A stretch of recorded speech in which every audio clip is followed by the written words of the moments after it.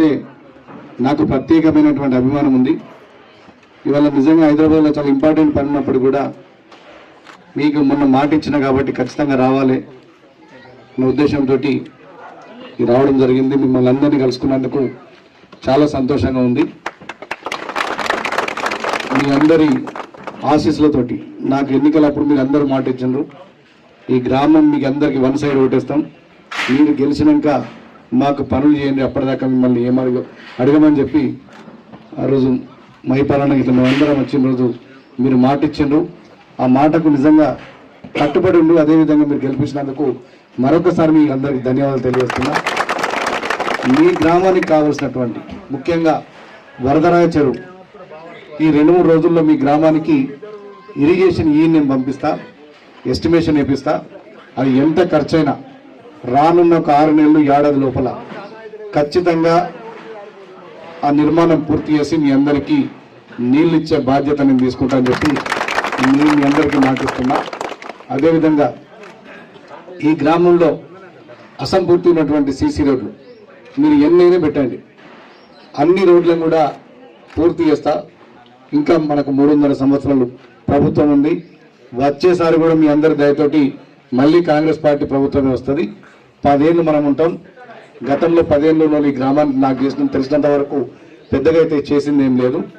ఈ 3 సంవత్సరాలు, నేను 10 సంవత్సరాల గురించి చూపలేం కానీ ఈ 3 సంవత్సరాల లోపల ఈ దమ్మాయిపేట గ్రామానికి సీసీ రోడ్లు కానీ, సంఘ భవనాలు కానీ, వరదరాయ చెరువు పూర్తిగా చేయించే బాధ్యత తీసుకుంటా. దసరా తర్వాత మీ ఊరికి బస్సు వస్తుంది. ఇప్పుడే నేను వచ్చేటప్పుడే కొడిమేల నుంచి రాగా కలెక్టర్ గారితో మాట్లాడినా, ఈ గ్రామానికి సెల్ ఫోన్ సౌకర్యం లేదు, టవర్ సంబంధించి కొంత సహకారం కావాలంటే కలెక్టర్ గారు కూడా సానుకూలంగా స్పందించి నేను ఏ విధంగా అయితే హెల్ప్ చేయగలుగుతానో అన్ని రకాలుగా హెల్ప్ చేసి దమ్మాయిపేట గ్రామానికి ఈ సెల్ ఫోన్ సిగ్నల్స్ వచ్చే విధంగా చేస్తానని చెప్పి కలెక్టర్ గారు కూడా చెప్పిండ్రు.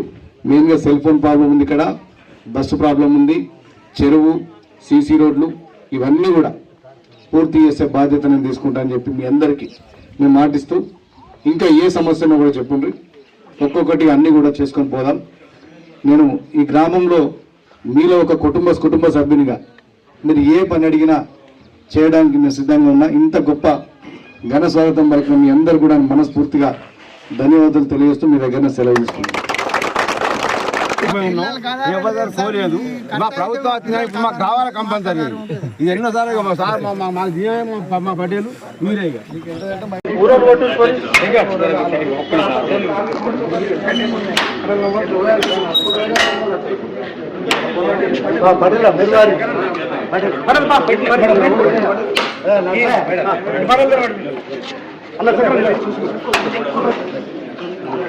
Madam supervisor madam